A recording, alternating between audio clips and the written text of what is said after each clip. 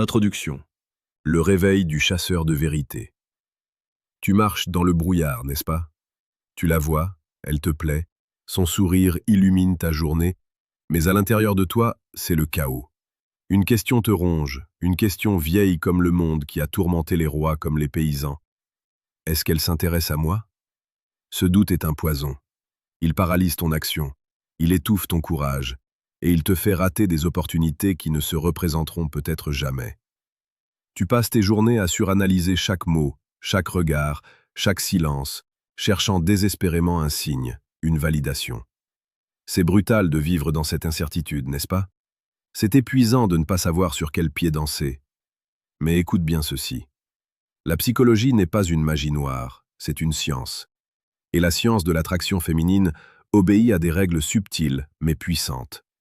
Si tu ne les connais pas, tu es aveugle. Tu es comme un capitaine de navire sans boussole, naviguant à l'aveuglette sur un océan d'émotions.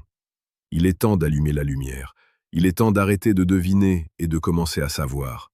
La vérité te libérera de la peur du rejet, car la peur du rejet n'est souvent que la peur de l'inconnu. Comme le disait si sagement Marc Aurèle, l'empereur stoïcien, le bonheur de ta vie dépend de la qualité de tes pensées. Et aujourd'hui, nous allons améliorer la qualité de tes pensées en t'apportant la clarté. Nous n'allons pas parler de techniques de manipulation ou de jeux d'esprit superficiels. Nous allons plonger profondément dans le cœur humain, là où la véritable connexion se forme. Nous allons décrypter les signes, non pas pour piéger, mais pour comprendre. Pour que tu puisses, enfin, avancer avec confiance. Car la confiance n'est pas de savoir qu'elle va t'aimer, mais de savoir que tu seras bien, même si elle ne t'aime pas. Mais pour le savoir, il faut d'abord apprendre à lire entre les lignes. Chapitre 1. Le miroir de l'âme. L'art subtil de la proxémie. Imagine une scène. Vous êtes dans une pièce, peut-être une soirée, peut-être au travail, entouré de monde. Tes yeux croisent les siens. Et là, quelque chose se passe. La première ligne de défense de l'intérêt, c'est l'espace. La psychologie appelle cela la proxémie, l'étude de l'espace personnel. C'est le premier signe, le plus instinctif, le plus difficile à feindre. Une femme qui s'intéresse à toi, consciemment ou non, va chercher à réduire la distance qui vous sépare. Ce n'est pas un mouvement agressif, c'est une danse invisible. Elle va s'orienter vers toi. Si vous êtes assis à une table, ses épaules seront face aux tiennes. Si vous marchez, elle ajustera son pas au tien. Mais le plus révélateur, c'est ce qu'on appelle l'entrée dans la zone intime. La plupart d'entre nous gardent une distance de sécurité d'environ 1 bras avec les inconnus. Si elle brise cette barrière, si elle s'approche suffisamment pour que tu puisses sentir son parfum sans effort, pour que tu puisses percevoir la chaleur de son corps, c'est un signal puissant. Pense à un moment où tu as ressenti ça, cette sensation soudaine que le monde autour de vous s'efface et qu'il n'y a plus que vous deux dans une bulle invisible. Elle peut prétexter te montrer quelque chose sur son téléphone ou t'ajuster un col de chemise imaginaire. Ces micro-mouvements sont des invitations. C'est son corps qui dit « Je suis à l'aise avec toi, je veux être proche de toi ». N'ignore pas ce signe. C'est l'un des plus authentiques. Ton cœur le sait avant ton cerveau. C'est cette sensation de chaleur, d'attraction magnétique. Chapitre 2. La langue du regard, plus puissante que les mots. On dit que les yeux sont les miroirs de l'âme, et en séduction, c'est une vérité absolue. Le deuxième signe est le contact visuel. Mais attention, il ne s'agit pas juste de te regarder. Il s'agit de la qualité et de la durée de ce regard. Un regard fugace ne veut rien dire, mais un regard qui s'attarde, un regard qui semble sonder tes pensées, c'est une autre histoire. Observe bien. Si elle s'intéresse à toi, elle va chercher ton regard, même de l'autre bout de la pièce. Et quand vos yeux se croisent, elle ne va pas les détourner immédiatement par gêne. Elle peut sourire, un sourire timide ou audacieux, mais elle maintiendra ce contact une fraction de seconde de plus que la normale. C'est cette fraction de seconde qui fait toute la différence. C'est là que l'étincelle jaillit. La psychologie nous parle aussi de la triangulation du regard. Elle te regarde dans un œil, puis l'autre, puis descend vers tes lèvres, avant de remonter à tes yeux. C'est un mouvement subconscient qui indique un désir d'intimité plus profonde. Et n'oublie pas le sourire. Pas le sourire poli qu'on fait à un collègue, mais le sourire authentique, celui qui plisse le coin de ses yeux, le sourire de Duchesne. Quand elle te regarde et que ce sourire illumine son visage, c'est que ton existence même lui apporte de la joie. C'est une invitation à entrer dans son monde, à partager sa vulnérabilité. Ton cœur doit battre plus fort face à une telle authenticité.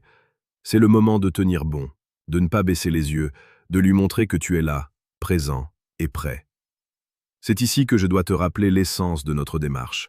Sur la chaîne Alpha Stoïque, nous ne cherchons pas la validation externe, mais la maîtrise de soi et la compréhension profonde des dynamiques humaines. Si tu veux apprendre à naviguer dans ces eaux avec la sagesse des anciens et la force d'un homme moderne, abonne-toi. Chaque jour, nous publions de vidéos pour t'aider à devenir la meilleure version de toi-même. Un homme ancré, conscient et irrésistible, non pas par artifice, mais par caractère. Chapitre 3. L'écho émotionnel, la synchronisation invisible.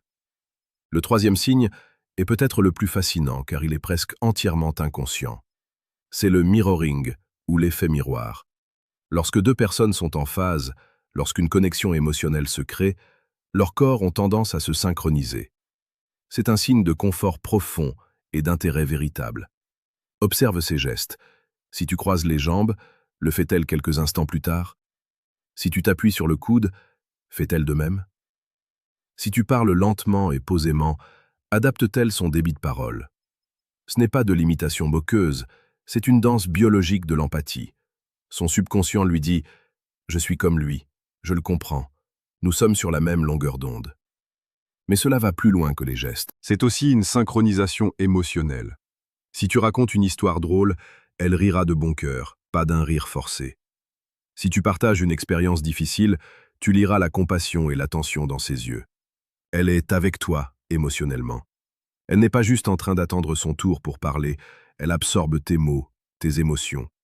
C'est une forme de respect et d'admiration. Elle valide tes sentiments, elle valide ton existence. C'est un signe puissant que tu n'es pas juste un autre visage dans la foule, mais quelqu'un d'important, quelqu'un avec qui elle se sent connectée. C'est cette sensation d'être entendu et compris qui est au cœur de l'amour naissant. Chapitre 4. Le contact subtil, la brisure de la barrière physique. Le quatrième signe est un saut de foi, une transition cruciale de l'intérêt passif à l'engagement actif. C'est le toucher.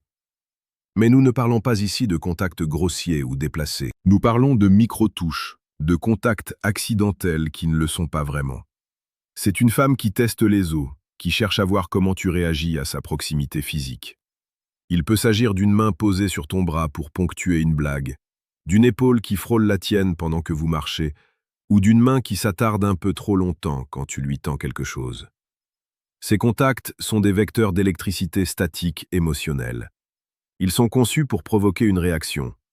Et plus important encore, observe sa réaction à ton toucher.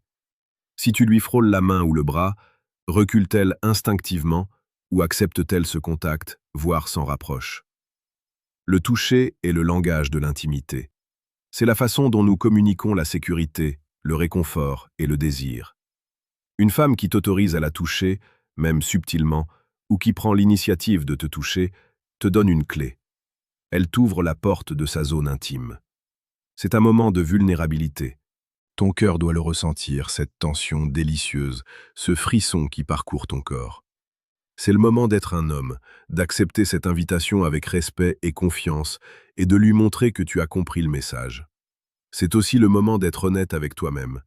Si tu ressens cette connexion, si tu vois ces signes, mais que tu te sens paralysé par la peur ou l'incertitude, c'est que tu as besoin de travailler ton ancrage intérieur. Pour t'aider dans cette voie, pour devenir cet homme inébranlable que les femmes admirent, je t'invite à faire une pause constructive. Clique sur le deuxième lien en description pour télécharger ton exemplaire gratuit de notre livre « Le manuel brutal du stoïque ». Ce n'est pas de la lecture de divertissement, c'est un guide pratique pour forger un caractère d'acier, pour apprendre à maîtriser tes émotions et à agir avec courage et discernement, même dans les situations les plus complexes. Fais-le pour toi. Chapitre 5. L'investissement émotionnel et temporel, le signe ultime. Enfin, le cinquième signe, le plus révélateur et le plus difficile à feindre, est l'investissement. La psychologie sociale nous l'apprend. Nous investissons nos ressources précieuses, le temps, l'énergie, l'attention, dans ce qui compte pour nous. Si une femme s'intéresse à toi, elle va s'investir. Cela se manifeste de plusieurs façons. D'abord, l'attention. Quand tu parles, elle t'écoute.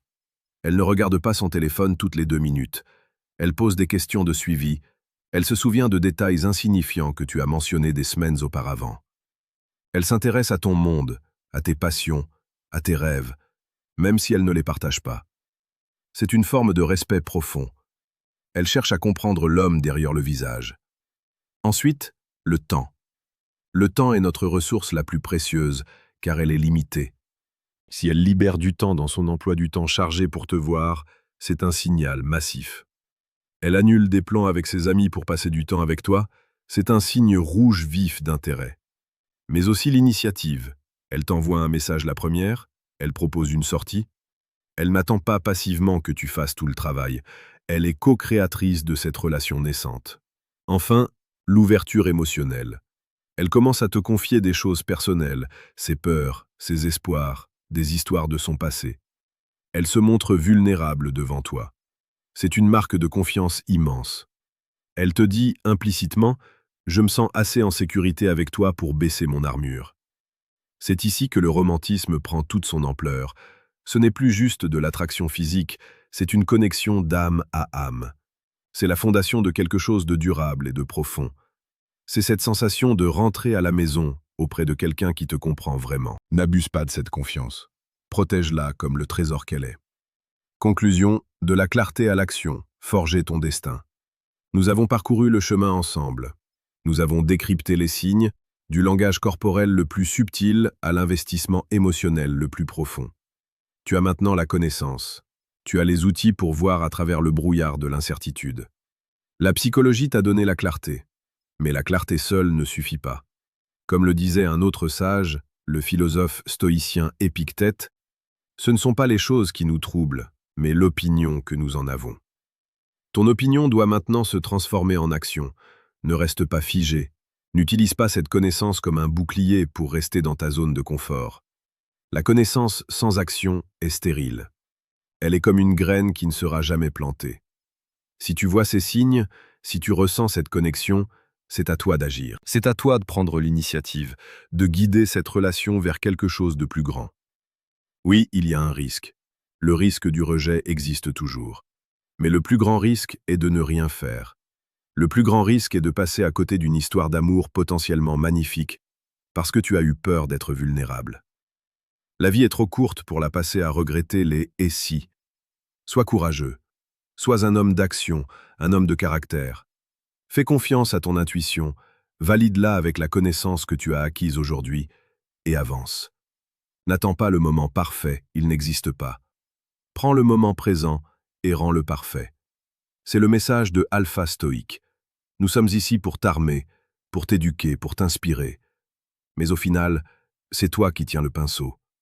C'est toi qui peins le chef-d'œuvre de ta vie. Si ce message résonne en toi, si tu veux continuer à grandir, à comprendre les mystères de l'âme humaine et à forger un caractère inébranlable, n'oublie pas de t'abonner. Rejoins notre communauté d'hommes conscients. Et surtout, n'oublie jamais que le véritable amour, la connexion authentique, commence par le respect de soi. Sois l'homme que tu aimerais rencontrer. Sois cet homme alpha, non pas par la domination, mais par la maîtrise de soi et la capacité à aimer profondément. Va de l'avant, regarde-la dans les yeux et crée ton destin.